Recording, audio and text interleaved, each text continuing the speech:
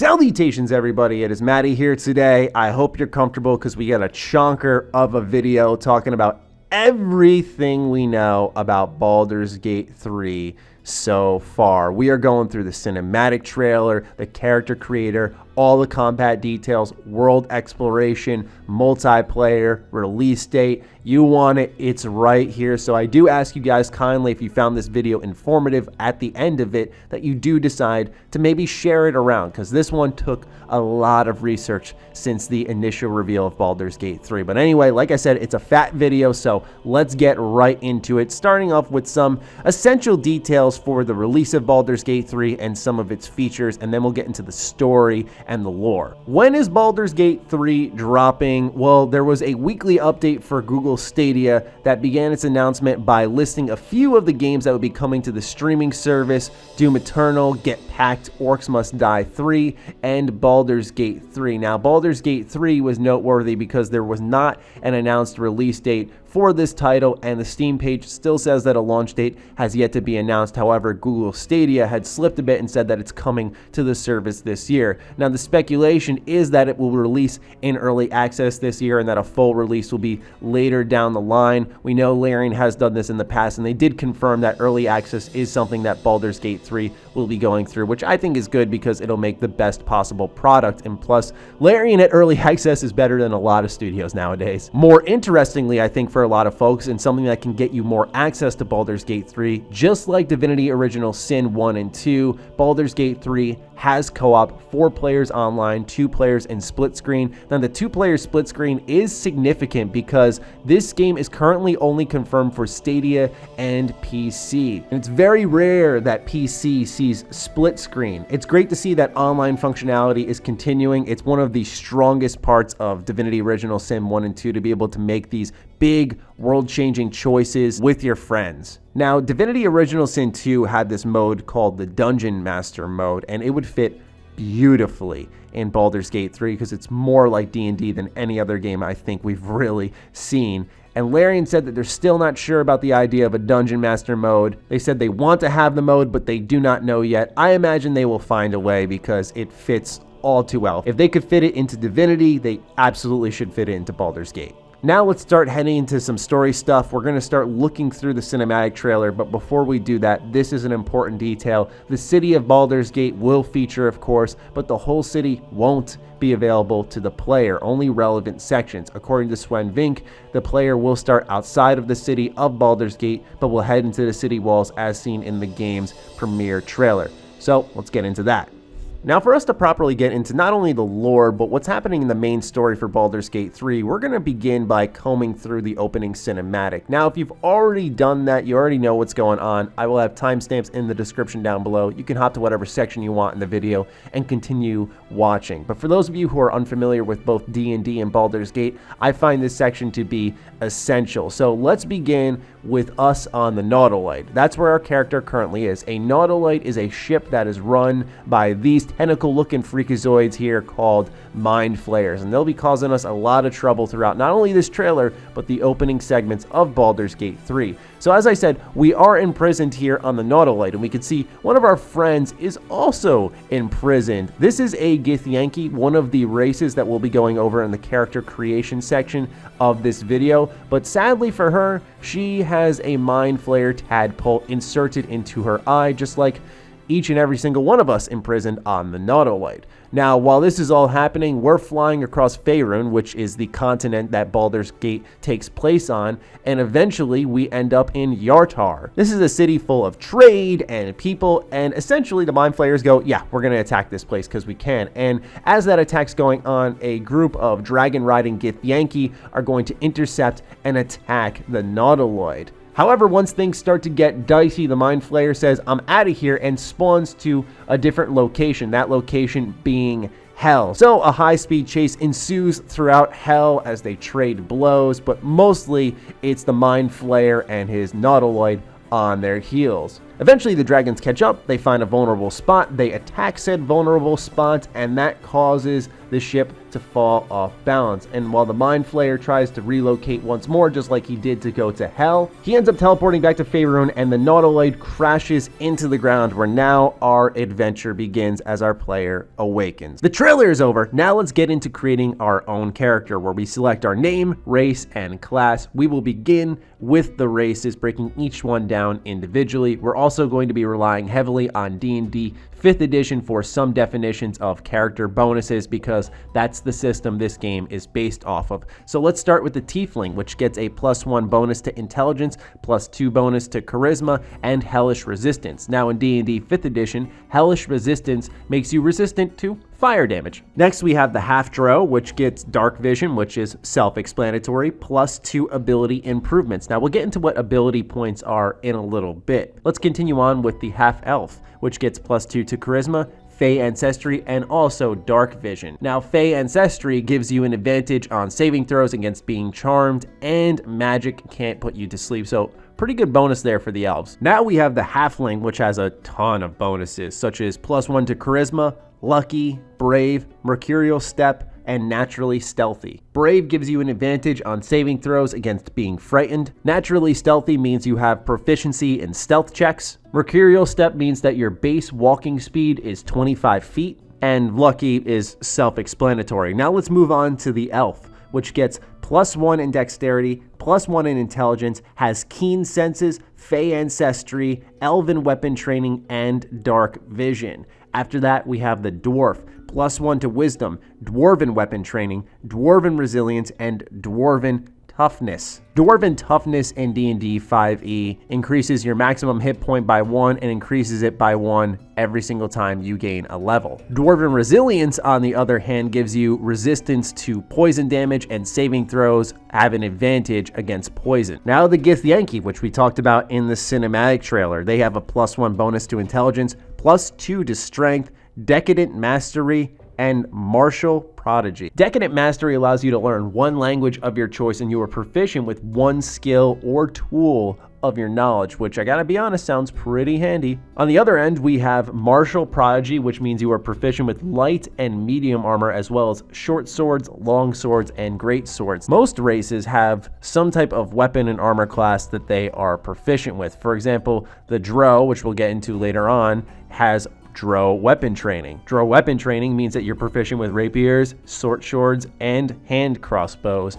as well as dwarven weapon training, which means he's proficient with battle axes, hammers, and so on. So each class has different specialties in the terms of combat as well. It's not just perks here. Moving on, the human, which has a buff in literally every single area. +1 to strength, dexterity, constitution, intelligence, wisdom, and charisma. So if you're looking for a jack of all trades, master of none build, you're probably looking at a human. And lastly is the Drow, which is +1 to charisma, dark vision, and Drow weapon training. Alright, so now that we know enough about the races and what they do for our character, let's talk about classes, subclasses, cantrips, as well as origin stories. And we're going to begin with the origins, because much like Divinity Original Sin 2, you can assign yourself to a specific character, such as one that we meet throughout the PAX East 2020 demo, known as Shadowheart. In this demo, we do play as Astarion, who is a noble vampire. Quite the interesting backstory. What this enables is for us to either play the story with agency as our own character, or see Baldur's Gate 3's story through the eyes of a character Larian has created themselves.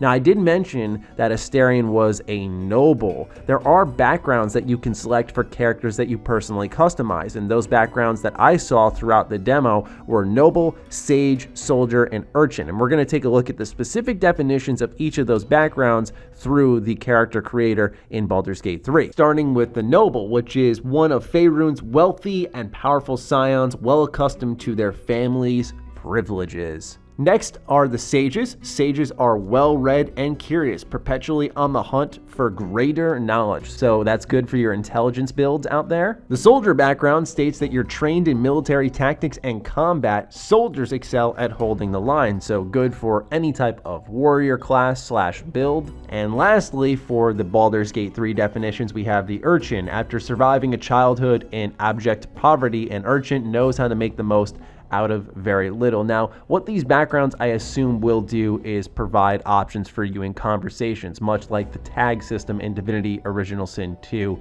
These are a part of your personality, and I don't believe they'll affect combat or features that you can get for your character.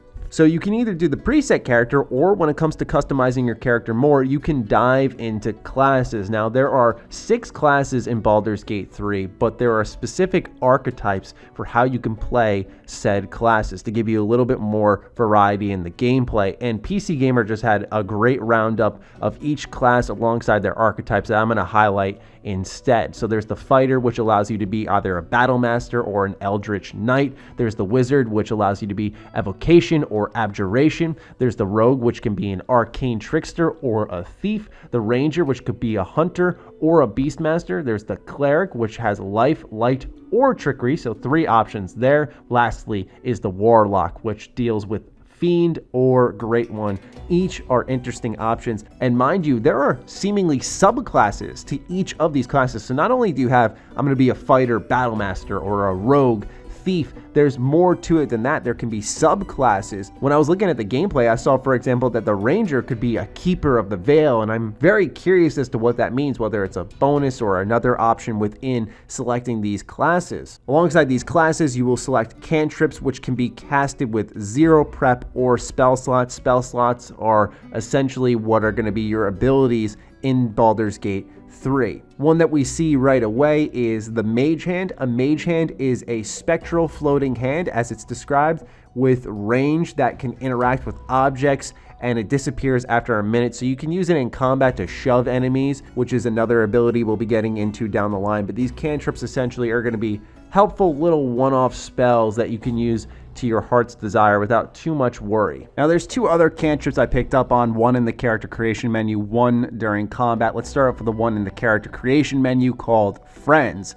This cantrip allows you to target a non-hostile creature. You gain advantage on charisma checks against the target for the duration of the spell. This one sounds incredibly useful if you're doing a charisma build. You cast it, you go into conversation, and maybe you can convince them to do something for you or do something to benefit you. But these can also be used offensively. So there's Sacred Flame cantrip, which target takes 1d8 radiant damage on a failed dexterity saving throw. Now, I'll explain the d8, d4, d6, and so on in the combat section of the video, but there are cantrips that can do specifically damage depending on how you want to do it. And lastly, we have ability points. So there's Strength, Dexterity, Constitution, Intelligence, Wisdom, and Charisma. All should look familiar, but we're going to define each and every single one throughout the category. First, there's Strength, which is a measurement of physical power influencing carry weight, attack rolls, and weapon damage. So very good for your melee builds. Charisma is appeal and force of personality, improving social roles and spellcasting for bards, paladins, sorcerers,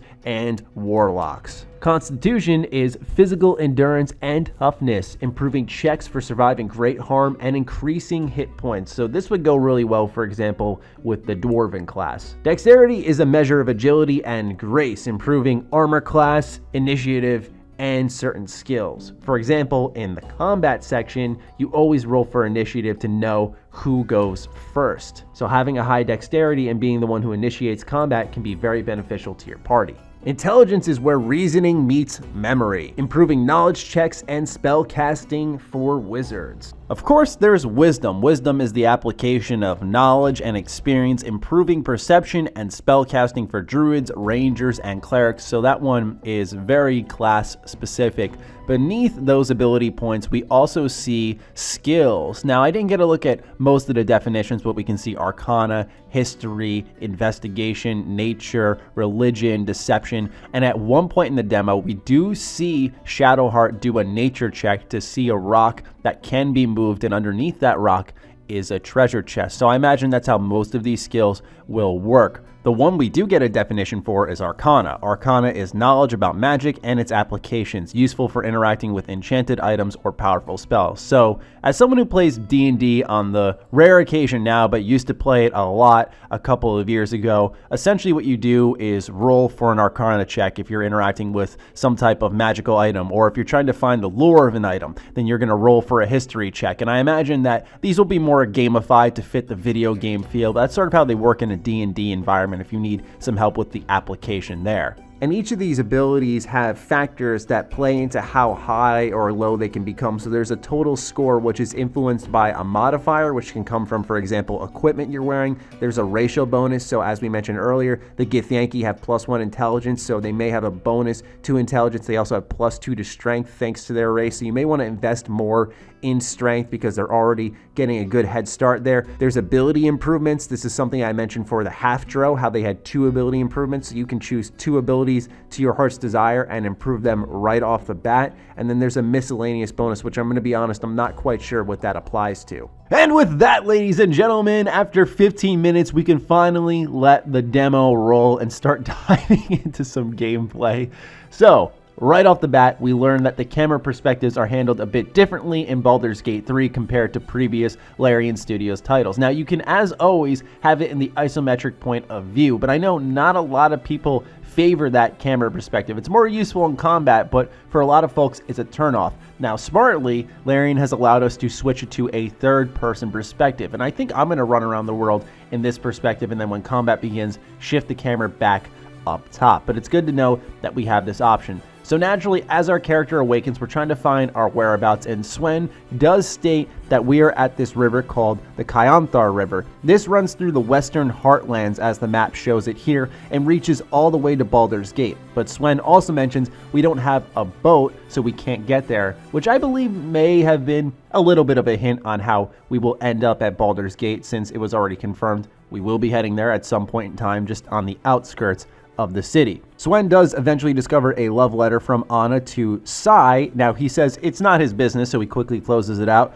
but we will go ahead and read the love letter here. Sai, I love you there, I said it, and if you meet me tomorrow, I'll say it again and keep on saying it till we're old and gray. So let's do it. Let's go to Baldur's Gate. I know it's risky, but so staying here. The last few months have been hard, but they're always a little easier when you're there. Leave your boat and meet me at the hill overlooking the old bridge. Bring whatever you can carry. We'll make do with the rest. Don't be late. Love, Anna. So it does seem like a boat has been left around. Hint, hint, nudge, nudge. Even if it has nothing to apply with the quest or how we get to Baldur's Gate, it's still good world building. It's kind of sad because everyone in your path heading to Shadowheart is dead. I'd also like to point out how I found the mini-map a little bit more informative for Larian standards, at least. Normally they sort of hang you out to dry, give you very little waypoints. It's an experience about figuring it out for yourself, which is one of its greatest strengths, but it can be argued it's one of its biggest weaknesses. And so I thought it was cool to see the map showing descriptions per area, such as Ancient Door, Overgrown Chapel. So you have your bearings and detailed destinations, and maybe quests can use those locations as directives. Now, as we combed through the cinematic trailer, we discussed how there was a mind flayer tadpole inserted into your eyeball, and when you see the character's head start glowing and it becomes surrounded by an aura, that's what's happening there. Swen describes that this allows for a telepathic connection between the other people who have the mind flayer tadpole in their mind, so it does benefit you in a manner of speaking, because Asterian's a vampire, but he's allowed to run around during the daytime. But Shadowheart also instantly knows that you're suffering from the same ailment as her, which further emphasizes that said telepathic connection. The new quest objective is to now go find a healer with Shadowheart and figure out where the heck you guys are. One thing I also thought was a solid change of pace is how party portraits have been handled. Normally in Larian games, we see each of the portraits alongside the left side of the screen, and every single wall and corner of a Larian game is coded in HUD. I kind of like that they opened it up and tucked it in the bottom left corner. I think this is a beneficial move, and I hope we see this in future games of theirs. Combat is a superstar in Larian Studios games, right next to its fantastic writing / choices. So naturally, we're going to break down every facet of the gameplay within Baldur's Gate 3. It all starts with a simple dice roll and then goes off the chains from there. So what happens when combat begins is you roll for initiative. Whoever has the higher dice roll gets to go first. It's that simple. There's also a lot of dice rolling that's going to be happening in the background. For example, when you're getting ready to attack an enemy, you'll see a percentage chance, like 90% chance to hit. That's already a dice roll that's gone through to make it, like I said earlier, a bit more gamified. But then there's also background rolls happening, for example, when you have advantage. If you're an archer and you're on the high ground and your enemy that you're aiming at is on the low ground, you have a higher percentage chance of hitting them, and there's advantage, which means there's double dice rolls happening.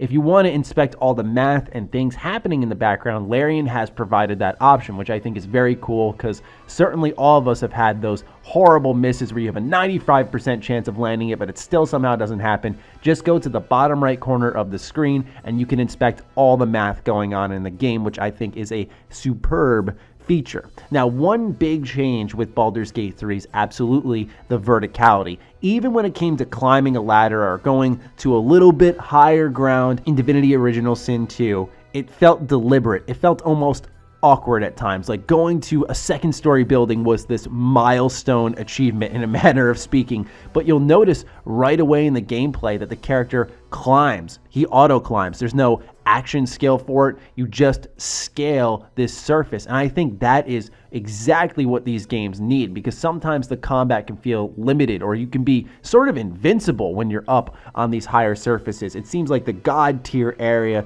to be.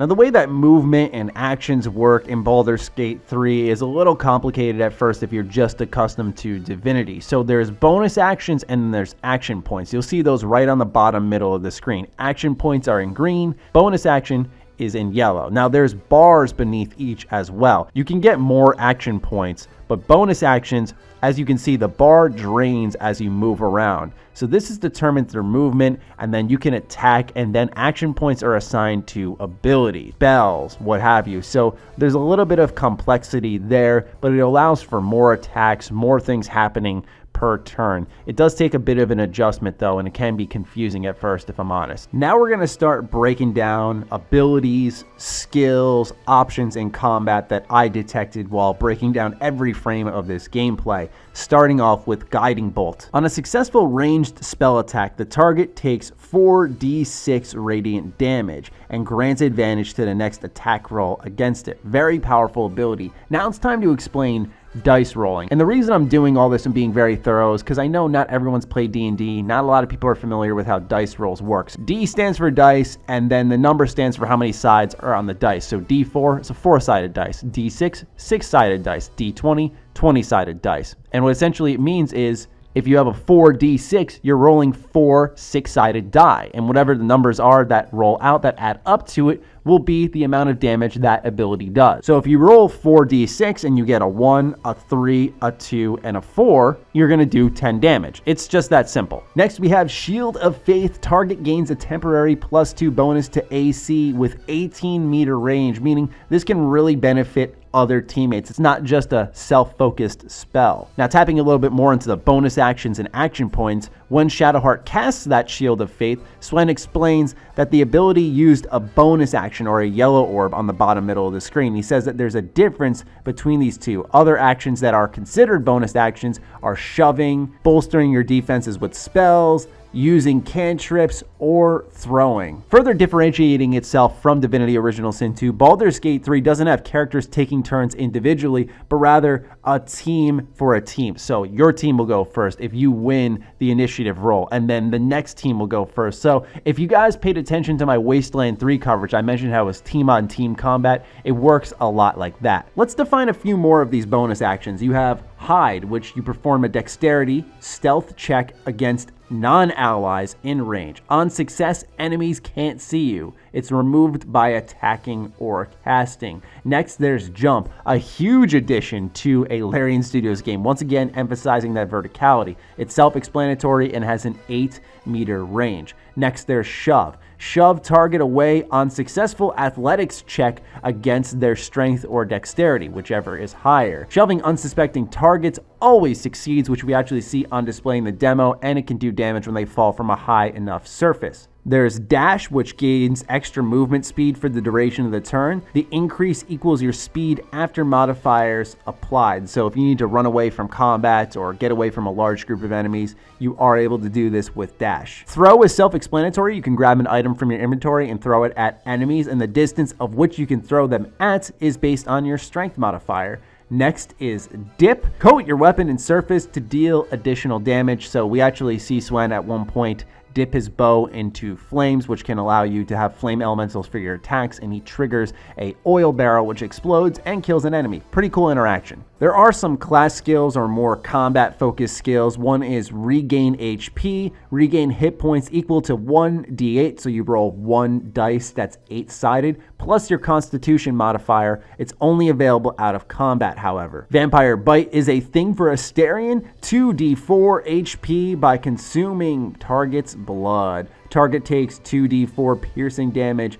unless they are asleep or you are sneaking, and this does not break sneak, which can be a useful stealth attack. Now, I mentioned interactive elements. There's a new one if you've been playing a lot of Divinity recently called Grease. There's a grease bottle and you can throw that and then set that ablaze. Furthermore, there's Pin Down, which immobilizes targets on successful hits. This has an 18-meter range, so if you want to keep an enemy from aggroing one of your squishier friends, you can do that. Smash is up next. It deals additional melee damage based on strength modifier, weapon-based actions. And of course, there's always the possibility that things go south and you can get downed. But when you get downed, you're not dead. So how it works is there's two sides to the downed meter. There's one side that's sort of light side, and there's another side that's red and all death and gooey. And so what happens is essentially each turn, one modifier gets added to that meter. And if you are able to get 3 on there, you're stabilized and your character gets back up. However, if they get hit once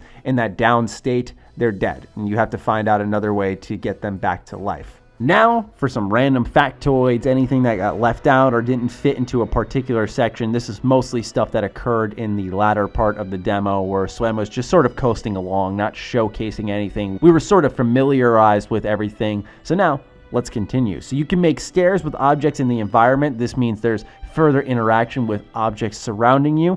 There's a campsite, which is very reminiscent of Dragon Age Origins, where it fills with companions over time and you can have conversations with said companions. You can roll an intelligence check against yourself, which you actually see during a camp scene as Asterion reflects on what's happened in the last 24 hours.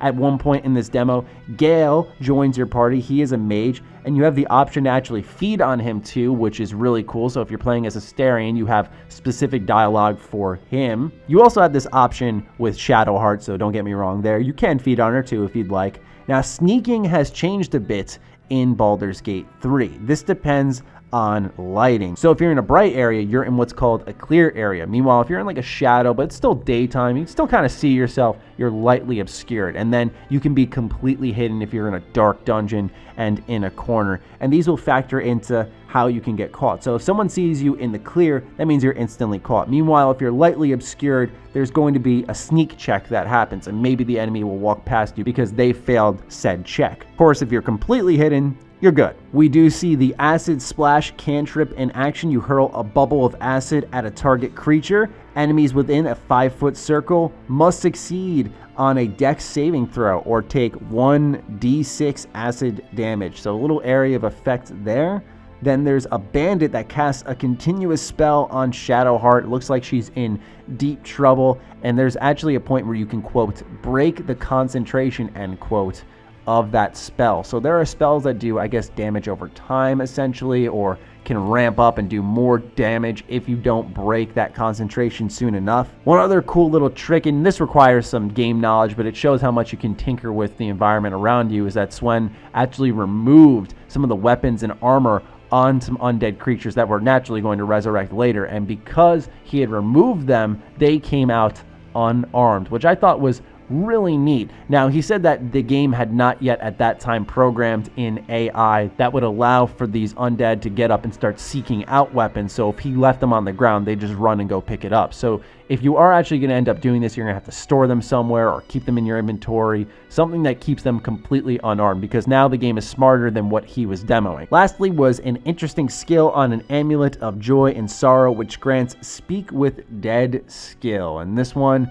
certainly will be useful. I can guarantee you that. That level of interactivity I loved in Divinity Original Sin 2. If you were feeding on corpses as an elf, you could learn their memories and it would grant you skills. Speaking with the undead can give you a level of depth and world interactivity that other characters can't access. So I think this here is great. But ladies and gentlemen, that is everything we know so far about Baldur's Gate 3, and I mean literally everything. This video took me forever to research and make, so I would appreciate once more if you enjoyed this content that you share it around a little bit for anyone who's curious about Baldur's Gate 3 and get them involved in this wonderful looking game. I really appreciate those of you who stayed tuned this long into the video. Like I said, it was a big boy, so I really do appreciate it, don't get me wrong. And I'll talk with all of you soon. Be sure to follow me on Twitter, follow me on Instagram. Those links are in the description down below. Big thank you to all the patrons who support my content variety here. Hope this big boy of a video was good for you guys. And I'll talk with all of you soon. Stay sexy, stay active. I love you all.